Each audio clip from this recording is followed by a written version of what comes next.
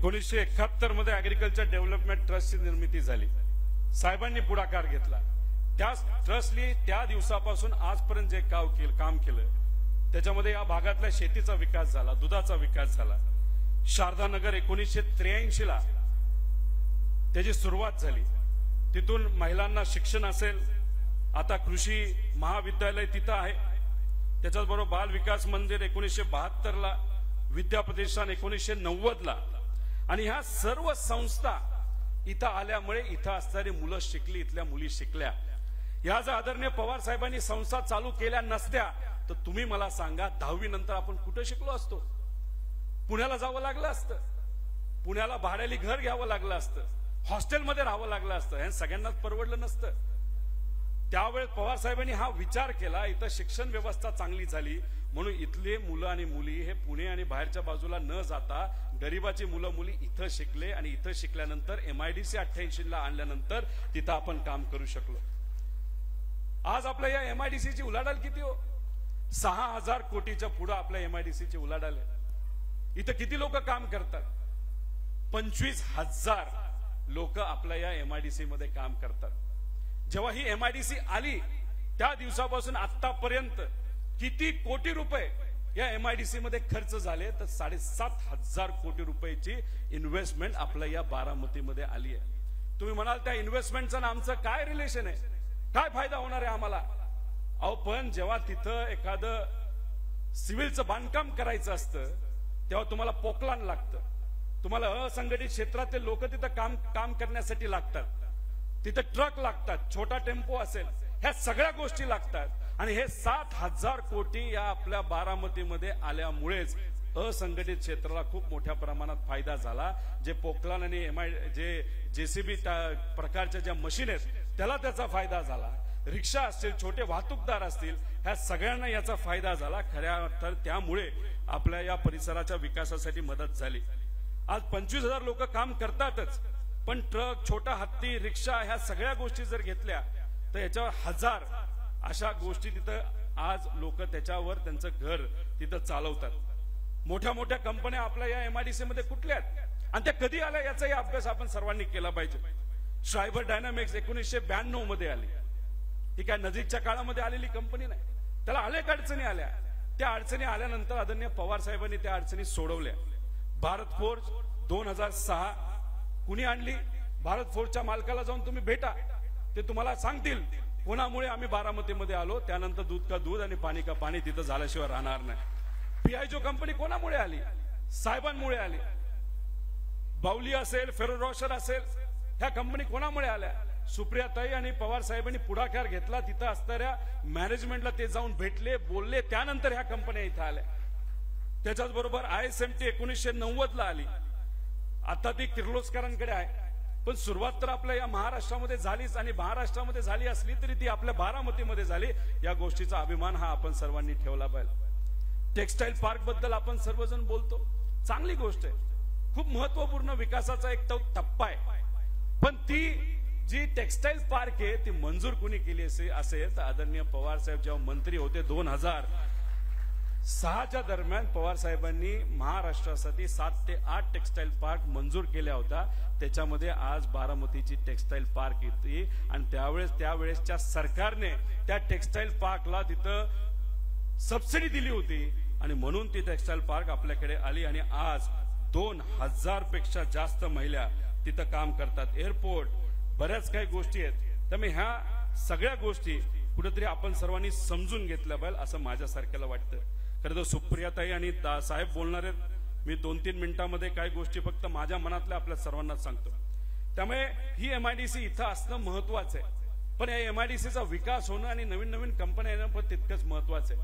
या मोठ्या शिक्षण व्यवस्था संस्था इथं आल्यामुळे तिथं छोटेसे हॉटेल आले, मेस आल्या, बिल्डिंग वाढल्या, या परिसराचा विकास मोठ्या प्रमाणात झाला. आणि त्यामुळे सर्व्हिस सेक्टर सुद्धा या भागातलं खूप मोठ्या प्रमाणात वाढलं. पण ह्या सगळ्या गोष्टी होताना शेतीला दुर्लक्ष कधी केलं गेलं नाही. खरं तर विकास हा महत्वाचा असतो. चांगले रोड असणं महत्वाचं आहे, चांगल्या बिल्डिंग असणं महत्वाचे आहे. आणि शेवटी पाया जेव्हा आपल्या एखाद्या नेत्याने बांधला असतो, एखाद मजला त्यांनी बांधला असतो, तर नवीन पिढीली सुद्धा त्याचा वरचा मजला हा बांधलाय, आम्ही त्याचा नाकार करत नाही, आम्ही त्याचा विरोध तिथं करत नाही, पण मग वरचा मजला बांधत असताना खालच्या मजल्याला विसरून चालत नाही असं माझ्यासारख्याला तरी वाटतं. आणि त्याच्याच बरोबर शेती हा विषय, विकास काय असतो, मी जसं म्हणलो फक्त बिल्डिंग म्हणजे विकास नसतो. विकास करत असताना सर्वांगीण विकास करावा लागतो. शिक्षणाबद्दल बोललो, हाताला कामाबद्दल बोललो, पण शेती पण सुद्धा महत्वाचा विषय. कांदा शेतकरी आपल्या मतदारसंघामध्ये कांदा शेतकरी आहे, तो अडचणीत असतो, तेव्हा कुणी मदत केली तर साहेबांनी मदत केली. आजच्या सरकारमध्ये कांदा शेतकऱ्याला कुणी मदत केली नाही. फळबाग शेतकरी आपल्या परिसरामध्ये आहे. पूर्वीच्या काळामध्ये जेव्हा दुष्काळ होता आणि आमच्या फळबाग शेतकऱ्याला जेव्हा तिथं पाणी देता येत नव्हतं, आदरणीय पवार साहेबांनी योजना आली, टँकर दिले आणि त्याच्यामध्ये शेतकऱ्याला आपल्या बागा तिथं वाचवल्या. कारण का बाग लावणं सोपं असतं पण जगवणं अवघड असतं. 6 ते 7 वर्ष त्यासाठी लागतात. पण आज आम्ही हा मुद्दा मांडला. आम्ही म्हणलो आमच्या या बाग उत्पादक शेतकऱ्यासाठी काहीतरी करा, पण त्याबद्दल कुणीच काय बोलेना. आणि कृषी मंत्री तुम्हाला दिसतात का? कुठे दिसलेत का तुम्हाला? आज शेतकरी अडचणीत आहे. तुम्ही म्हणाल अहो आम्ही कामगार आहोत, तुम्ही शेतीचा विषय का घेता? मला इथं असलेल्या सर्व कामगारांना विचारायचं, किती कामगार इथं असे ज्यांची शेती आहे स्वतःची, त्यांनी हात वर करा. मग आज शेतकरी म्हणजे तुम्ही अडचणीत आहात, तुमचे कुटुंबीय अडचणीत आहात. आज कृषी मंत्री दिसत नाही आपल्याला. दुष्काळाची परिस्थिती, विम्याचे पैसे आपल्याला आले नाहीत. मग मंत्रीपद कशासाठी तुम्ही घेतलंय? स्वतःसाठी तर घेतलं नाही का? स्वतःच्या विकासासाठी तुम्ही घेतलंय? हे कुठेतरी लोकांना तुम्ही सांगा. आमचं मत आहे, आमचा शेतकरी या महाराष्ट्राचा, बारामतीचा या भागातला जर अडचणीत असेल तर कृषी मंत्र्यांनी या सरकारने त्यांच्या अडचणी ह्या सोडवल्याच पाहिजे. ह्याला खऱ्या अर्थाने आपण विकास म्हणतो. नाही तर आज दुपारी मी एक प्रेस कॉन्फरन्स घेतली. आंबेगाव तालुक्याची एक कंपनी आहे प्रायव्हेट, त्याचं नाव गोवर्धन आहे. माहिती का आपल्याला? जशी इथं डायनामिक्स आहे तिथं तशी गोवर्धन आहे. त्यांनी दूध किती लिटरली सरकारला विकलंय माहिती का? आदिवासी मुलांना देण्यासाठी 143 रुपयाली. किती? 143. डायनामिक्सचे किती लोक आहेत? किती रुपयाला दूध घेताय तुम्ही शेतकऱ्याकडनं? 26, 27, 28, 30 काहीतरी असेल. 30. त्या कंपनीने दूध विकलं 143 रुपयाली आणि दूध घेतलं तिथल्या शेतकऱ्याला कडनं 30 रुपयाला. म्हणजे त्या कंपनीचा नफा किती झाला? तर 110 रुपयाचा नफा झाला. ह्याला विकास म्हणतो? आमची अपेक्षा होती 143 रुपये तुम्ही देऊन टाका शेतकऱ्याला, काय प्रॉब्लेम होतोय? ह्याला खऱ्या अर्थाने विकास म्हणतात. त्यामुळे विकास हा फक्त व्यक्तिगत विकास नसतो, नाही तर आपल्या आसपासच्या नेत्याचा विकास हा नसतो. एक कोल्हापूरची कंपनी ब्रिक्स इंडिया, त्यांना आत्ताच एक करार दिला. त्या कंपनीला फक्त मध्यस्थी ती कंपनी असल्यामुळे GR हे बदलण्यात आले आणि त्या कंपनीला किती कोटीचा फक्त मध्यस्थी म्हणून किती फायदा होतो माहिती?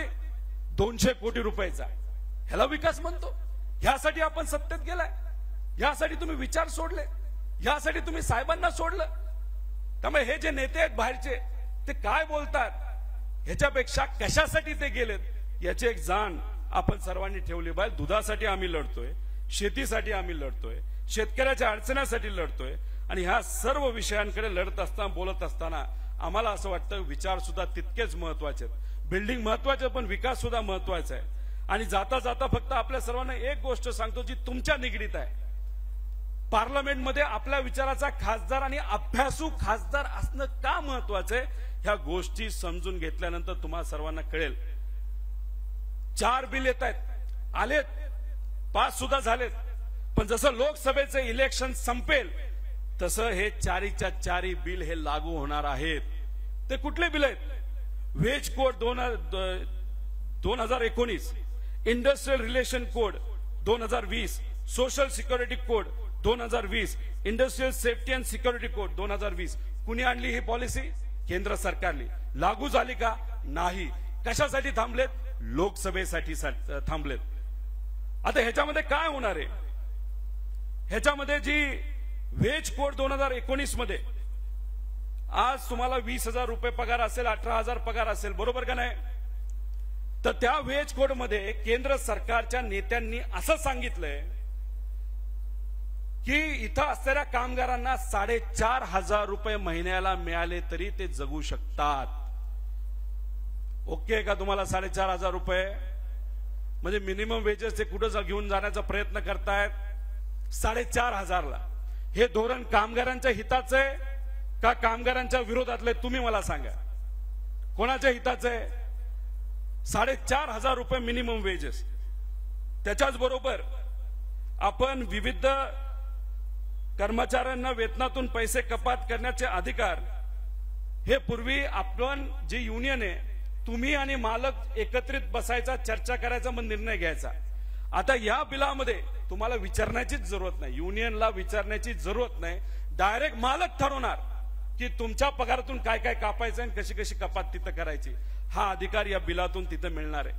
ओव्हरटाईम पैसे मिळतात का नाही ओव्हरटाईम केल्यावर? तर आता या कायद्यामध्ये जो कायदा आता लोकसभेनंतर हा लागू केला जाणार आहे त्याच्यामध्ये तुम्हाला ओव्हरटाईमला अतिरिक्त पैसे मिळणार नाहीत. तर ज्या कंपनीचे मालक आहे जे ठरवतील ते, आता तुम्हाला जे काही युनियनला अधिकार आहेत ते अधिकार सगळे तिथून निघून जाणार आहेत. बोनस द्यायच्या ज्या तरतुदी आहेत त्याच्यामध्ये त्यांनी शब्दामध्ये खेळ खेळलाय. त्यामुळे आज जो बोनस तुम्हाला मिळतो कदाचित उद्या तो तुम्हाला मिळणार नाही, अशी सुद्धा तरतूद याच्यामध्ये करून घेतलेली आहे. फिक्स टर्म एम्प्लॉयमेंट म्हणजे तुम्हाला परमनंट करण्याच्या बाबतीतला विषय आहे. आता तो 6 महिन्याच्या आसपास होता, पण आता 2 वर्ष 5 वर्ष हे कितीही ते मालक करू शकतात. परमनंट म्हणजे 5 वर्ष तुम्ही त्या कंपनीमध्ये डायरेक्ट दर महिन्याला तुम्हाला पगार मिळून सुद्धा आणि 5 वर्ष तुम्ही काम केलं तर तुम्हाला कुणीही परमनंट करणार नाही. ही तरतूद फिक्स टर्म एम्प्लॉयमेंट मध्ये आहे. आणि या कॉन्ट्रॅक्टच्या टर्म्स अँड कंडिशन कंपनी ठरवणार, हे युनियन वाले ठरवणार नाहीत. डायरेक्ट कंपनीला वाटलं नाही 3 वर्ष 4 वर्ष 5 वर्ष तर ते सर्व अधिकार हे तिथं कंपनीला जाणार आहे. आणि कामगार कपात करण्यासाठी सरकारची परवानगी लागते. 100 पेक्षा जास्त कामगार एका कंपनीत जर काम करत असतील तर तिथं तुम्हाला सरकारची नाही तर कमिशनरची परवानगी लागते. बरोबर का नाही? आता हे 100चा आकडा ते 300 वर घेऊन चाललेले आहेत. आणि या देशामध्ये अशा फार जास्त कंपनी आहेत ज्यांचे एम्प्लॉयमेंट नाही तर तिथं कामगार 300 पेक्षा जास्त जे आहे कमी आहेत, अशा सगळ्यात जास्त कंपनी आहेत. आणि फार कमी कंपन्या अशा आहेत की ज्याच्याकडे 300 पेक्षा जास्त कामगार त्या कंपनीमध्ये काम करतात. म्हणजे आता ह्याच्या पुढे जर इथे एखादी कंपनी असेल ज्याच्यामध्ये 200 लोक काम करतात तर तिथं युनियनला विचारण्याची जरूरत नाही, सरकारला विचारण्याची जरूरत नाही, तिथं तुम्हालाही विचारण्याची जरूरत नाही. उद्या म्हणणार गेट लॉस, तुम्ही बाहेर जावा. जसं काही लोक विचारायला सोडून गेले पलीकडे, तसं मालक तुम्हाला करणार की आता तुमची जरूरत नाही, तुम्ही बाहेर जावा, मी बघतो, मी इथून कंपनी दुसरीकडे नेऊन येतं काही करू. तर हे सुद्धा त्या याच्यामध्ये तो विषय येतोय. ट्रेड युनियन नष्ट करण्याचा कट आहे. आता तुम्हाला पीएफ करायचा असेल, विमा द्यायचा असेल तर इथं सर्व युनियनची लोक आहेत, त्यांना मी विचारतो तुम्ही वाटाघाटी करता का नाही? बसता ना, तो अधिकार आहे ना. आता या नवीन ऍक्ट मध्ये तो अधिकार तुम्हाला नाही, म्हणजे तुम्ही फक्त नाममात्र, तो अधिकार तुम्हाला राहणार नाही. तर ह्या सगळ्या ज्या गोष्टी आहेत याच्यावर कुणीतरी बोललं पाहिजे ना. आणि मग हे तुमच्या बाजूने बोलण्यासाठी एखादी अभ्यासू व्यक्ती लागेल का नाही लागणार? लागणार का नाही लागणार? आणि तुम्ही अभ्यासू असंच होत नाही हो, त्याला अभ्यास खऱ्या अर्थाने करावा लागतो, वाचन करावं लागतं, अधिकाऱ्याशी बोलावं लागतं, मंत्र्यांशी बोलावं लागतं, तुमच्यासाठी लढावं लागतं.